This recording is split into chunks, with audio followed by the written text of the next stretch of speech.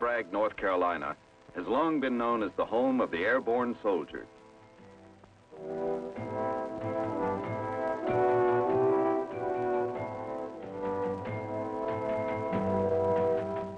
Today it is also known among those who follow the sport of skydiving, or are themselves free-fall parachutists, as home base for the masters of that spectacular trade.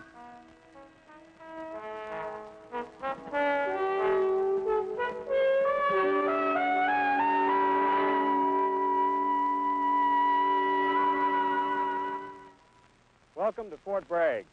I'm Captain Bob Good, Executive Officer for the United States Army Parachute Team, the Golden Knights. The Golden Knights possess world supremacy in free-fall parachuting for the United States and the free world by holding more free-fall parachuting records than any other group. For the next half hour, we'll take you on a tour for a behind-the-scenes look at what it's like to be a Golden Knight. But for right now, I'd like to show you the trophy room.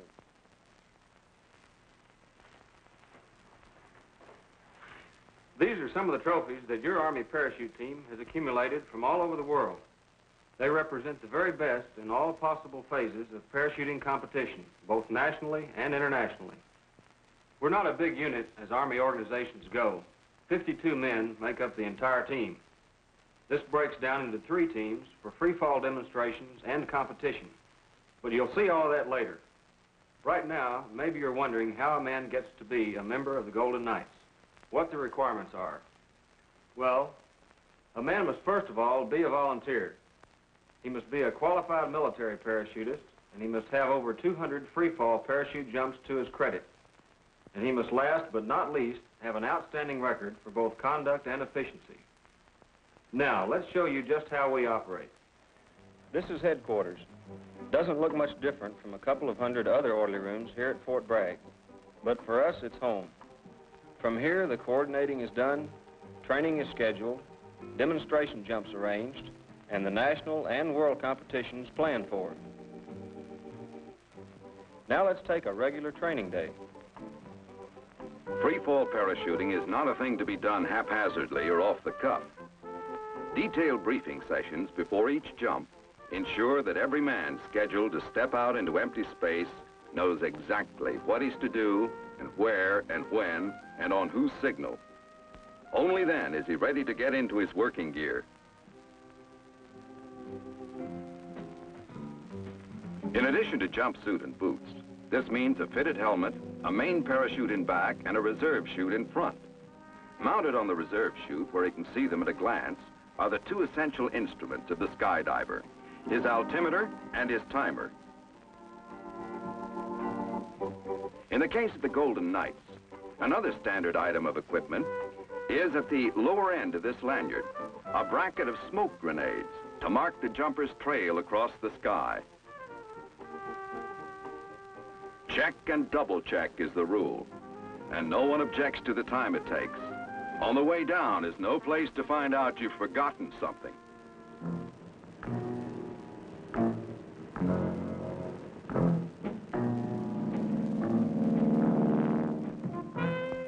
This is a team effort all the way, and the pilots of the Golden Knights are a vital part of it. They don't get much spotlight, but just try getting to 14,000 feet without one.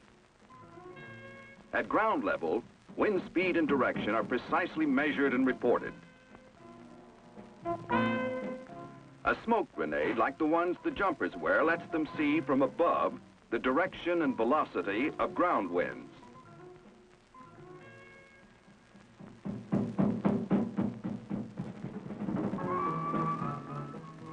And from the jump aircraft, specially designed streamers are dropped. They fall at almost exactly the speed of a jumper with his canopy open, giving a highly reliable indication of how much drift can be expected.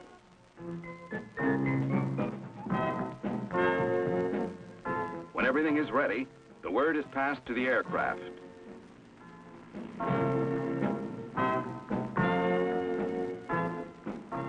First out, 2 men to try a free-fall baton pass.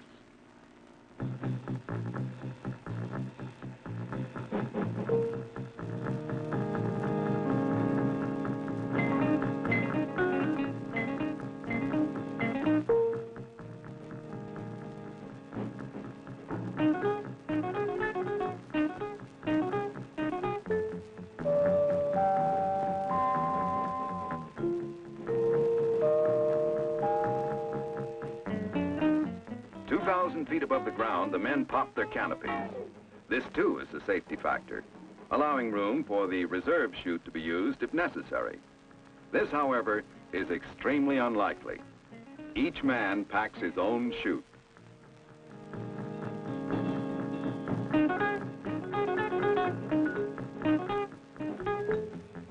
With a parachute like this, you don't just hang there, you fly it.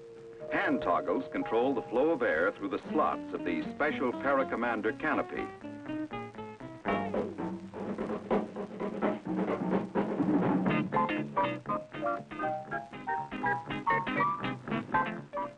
The next man out wears 3 parachutes because he's going to do what's called a cutaway. Popping his first chute at 3,000 feet, he then unhooks both sides of it. He lets one side go and holds the other with his hand, a deliberate streamer. Then he lets go, back into free fall, to open up again at 2,000 feet.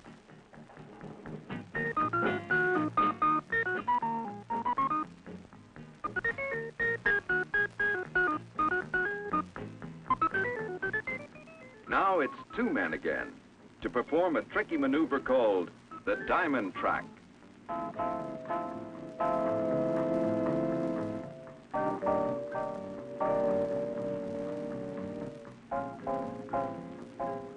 With smoke, they trace a diamond shape in the sky, first tracking in opposite directions until they're 2 or 3 miles apart, then turning and flying toward each other to crisscross at flashing speed in midair.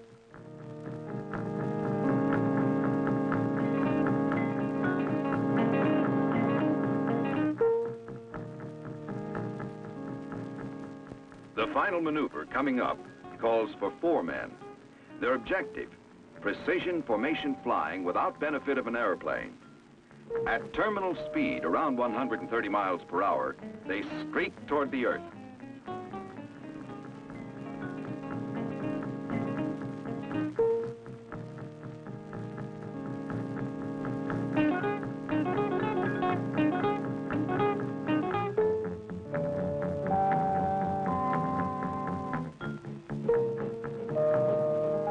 Finally, they trace a starburst of smoke in a final crossover maneuver, separating to a safe interval to pull their ripcords simultaneously.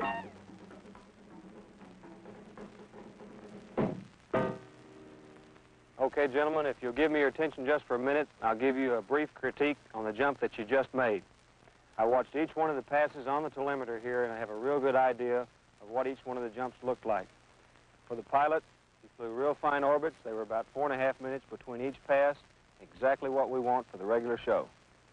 On the 2-man baton pass, he came together within 1,000 feet out of the aircraft, a real good, smooth hookup, real fine show, and the spot was right on the money. The cutaway. And that's the way it goes. They'll repack, go up and jump again, and they'll do it better. Then they'll repack again, and they'll do it perfectly. These people are professionals, and for them, doing it almost right is just not good enough. There's too much pride in the unit, and they keep after it until they do it perfectly.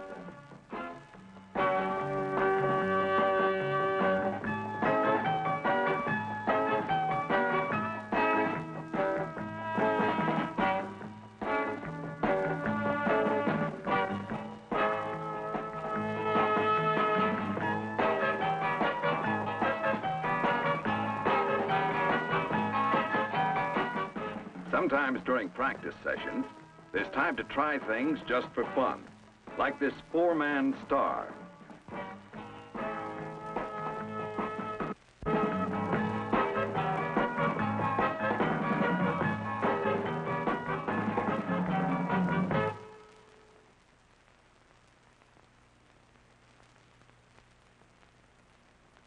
How all this is done, this comes with a lot of practice. Why it's done, this may be pretty hard to pin down. What makes the free-fall parachutist so hung up on the sport? For myself, I've found that in all my duties as an officer, which have been many and varied, it's been the most thrilling, exciting, and rewarding experience I've ever encountered. But if you ask other members of the team, you'll probably get different answers. I like free fall parachuting because of the challenge of the unknown and the thrill of competition. I like free fall parachuting because of the challenge for self-sufficiency and the endless phases of research and development. For me, it's the honor of representing the United States Army before my country and the world. Being involved with free fall parachuting of this caliber is an opportunity offered to only a select few individuals within the Army structure. I like to jump because it is a challenge in keeping my country on top in the world of free fall parachuting. Of course, these are all purely personal answers to the question, why free fall parachuting? But the military applications and implications of this sport, quite apart from our public relations role, are important. For example, there's the tactical application called HALO, which stands for High Altitude, Low Opening. Picture a dark night. If you were a hostile sentry, you'd never know that this tactical team was arriving. Using the halo technique, they jumped from an aircraft flying so high it couldn't be seen or heard. They stayed in free fall, keeping together, homing on their target till the last minute. Now, they land silently, with no problem of regrouping or finding one another on the ground.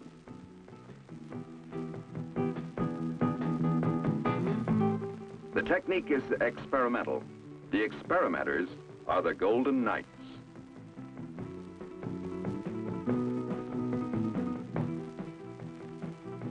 Also experimental is this dart-shaped canopy known as the flex wing.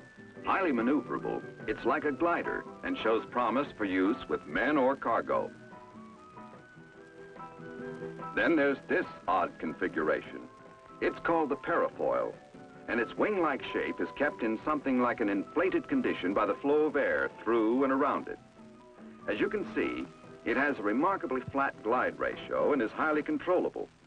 In fact, with a cargo load, it can even be guided from the ground by radio. The possibilities in terms of air supply are being explored. Another possible value, a pilot ejecting over hostile ground might be able to glide many miles toward safety with such a canopy as the parafoil above him.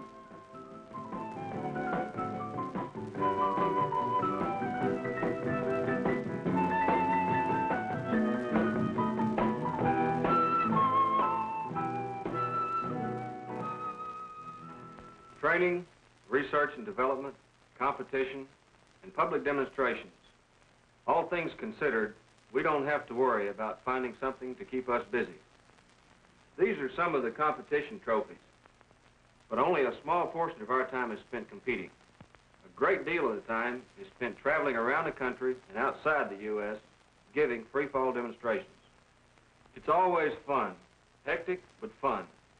The locations vary widely, but typically it looks like this.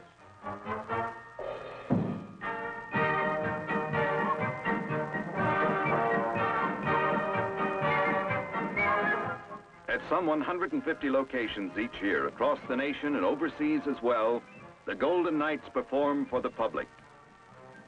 This is the United States Army parachute team, the Golden Knights. Ours is a story of men who like to jump out of planes, men who are dedicated to the proposition of plunging thousands of feet above Mother Earth to bring the story of our new action army to the nation and to the world. Good afternoon, ladies and gentlemen. I am Staff Sergeant Bobby Wren, a member of the crack United States Army parachute team, the Golden Knights. Today is my privilege to narrate for you the 966 live demonstration consisting of various aerial acrobatic maneuvers and precision parachuting accuracy performed by the finest free-fall jumpers in the world today. Okay, everybody listen up for the weather briefing. Pretty good. Shouldn't be any problem. Everybody getting right in on target today. At 500 foot, 50 degrees, 12 knots. At 1,000 foot is 70 degrees at 7 knots. During today's demonstration, 4 passes will be made over the target area to include the baton pass, the cutaway, the diamond track, and the world-famous 4-man formation.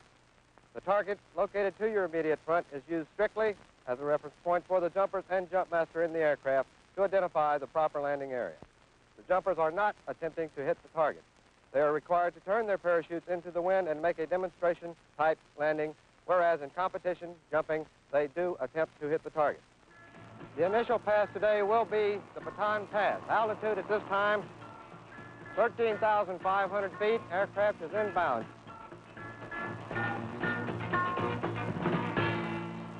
jumpers are away. Smoke is on.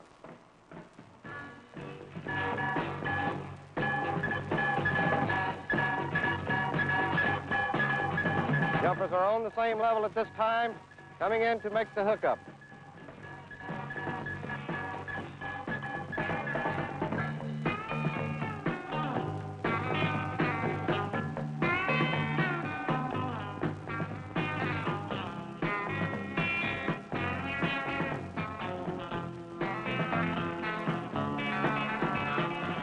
And there you see the candy pole spirals being made by the smoke trails in the air.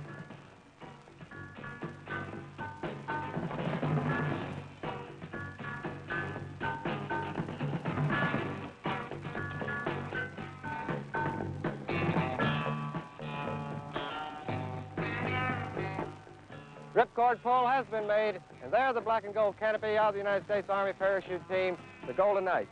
Rate of descent slowed by over 100 miles an hour on opening of the parachute.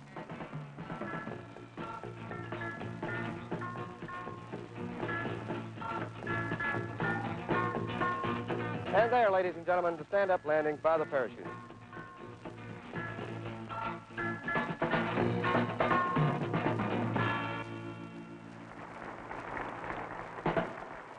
Ladies and gentlemen, if once again you would please direct your attention to the DC aircraft inbound for the second pass of today's show.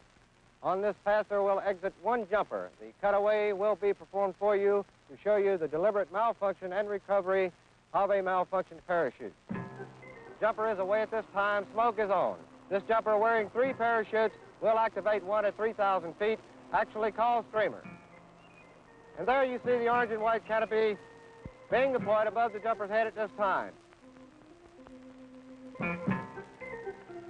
Jumper is releasing the left side of the canopy at this time, holding on to the left side of the canopy with his hand.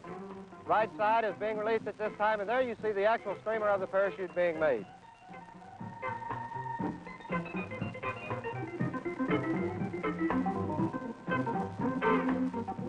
And there you see the release of the cutaway. The jumper is back into free fall once again.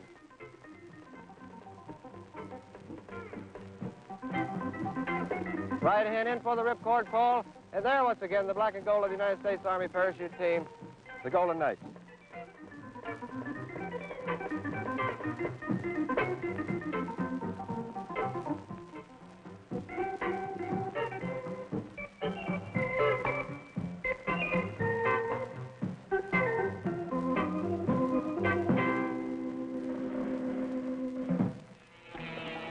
The aircraft is approaching overhead once again for the third portion of today's demonstration, the diamond track. Jumpers are away at this time. Notice the minimum amount of time it takes to separate these two people. One jumper going right of line of flight, the other jumper going left. Jumpers have reached their turn point. The turn has been made by jumper on right, jumper on left making his turn at this time.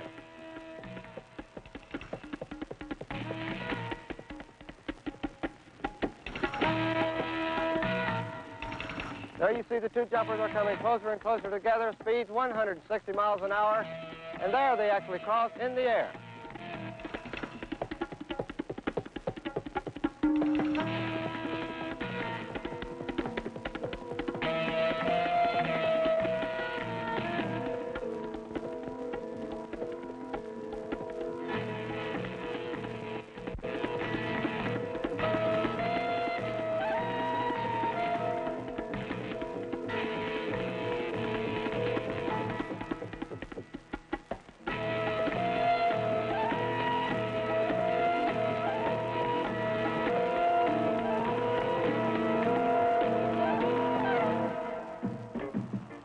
The aircraft being flown by our own Golden Knight pilots is presently approaching overhead for its last pass of the day. This is the final event and the one which we personally feel is the most colorful. The 4-man formation, where 4 human bodies will fly through the air like 4 airplanes. Jumpers are presently away at this time. Formation leader has set up his glide. Left wing man moving into his position. Right wing man coming up shortly behind. Slot man coming in fast and furious has taken his position to make the diamond formation.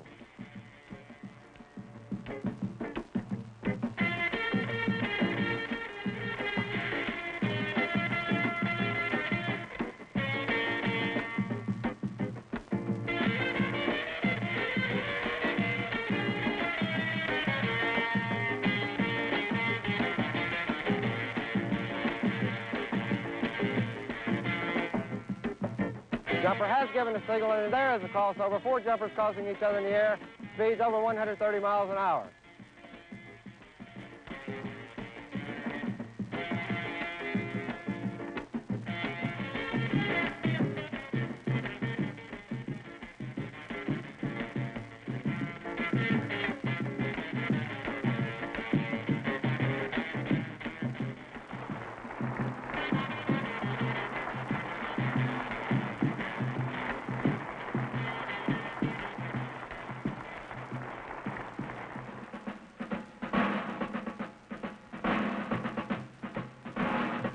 Traditionally, at each demonstration, the baton used in the show is formally presented to a prominent member of the audience. Sir, I'd like to present to you Sergeant Smith. Good afternoon, Sergeant Smith. Good afternoon, sir. Pleasure to see you. On behalf of the entire United States Army Parachute Team, it's my pleasure to present you with the team's baton, sir. Thank you very much for the presentation. You're very welcome, sir. Sir, I'd like you to meet the rest of the jumpers this afternoon, Sergeant Aaron. Competition jumping is something else again. We wear a black jumpsuit, like the one I have on. And there are several categories of competition jumping. There's individual style jumping, individual accuracy, and there are team accuracy events. So you'll know what you're about to see when we take you to a national parachuting championship. Let me explain about style jumping. Style jumping is simply completing a series of pre-assigned turns and back loops while the man is in free fall. The maneuvers are done against a stopwatch, followed on the ground through a telemeter, and just like in running a 100-yard dash, the fastest man wins.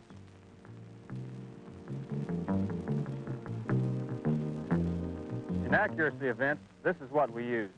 It's a circle exactly 30 feet in diameter, and it's filled with soft sand. In accuracy competition, the object of the game is to land exactly on this disc right here, from 2,500 feet in altitude. Put your foot exactly right on top of the disc as you land. One final thing. Unlike style competition, in accuracy jumping, there's no free fall involved. The canopies open almost immediately after the jumper exits the aircraft on what we call a hop and pop. Now, with that bit of background in mind, let's go to a national parachuting championship meet.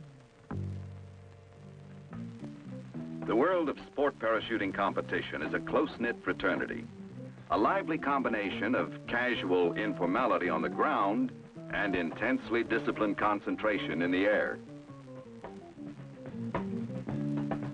One occupational hazard of competition events is the high incidence of cricks in the neck.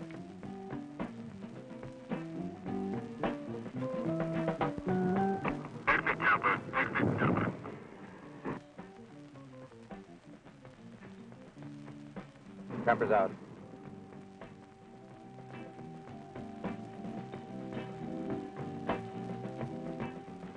Left turn's okay.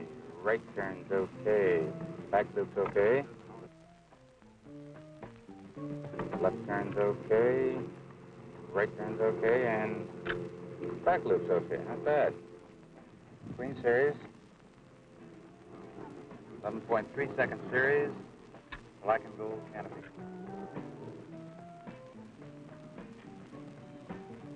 $2 jump's complete. That was flight number 125.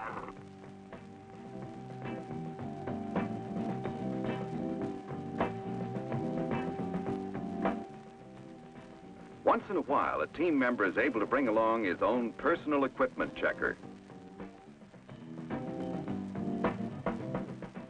Any wife can straighten a tie. How many can check out a sport jumping rig?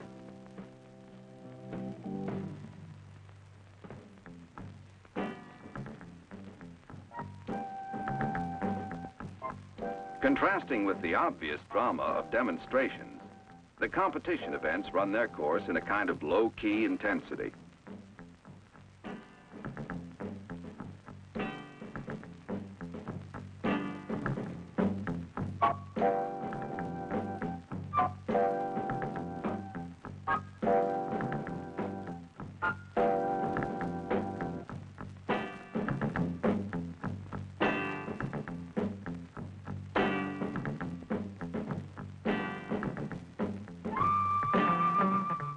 A good close mark.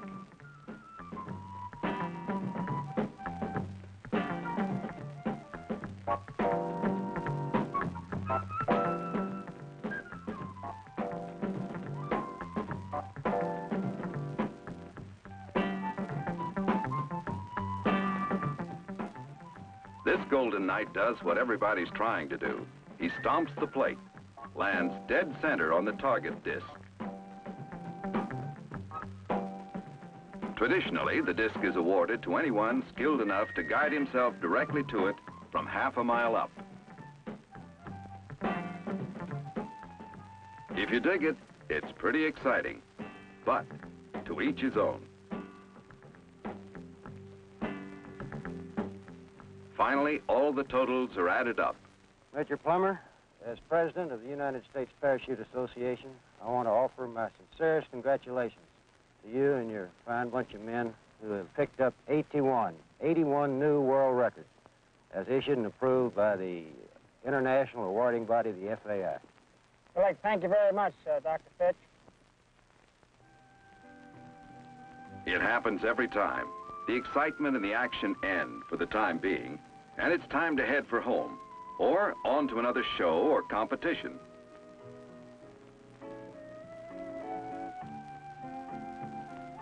A brief time to relax, stretch your bones, and let the pilot do the work. Maybe even catch up on a little sack time. And what does a Golden Knight dream about?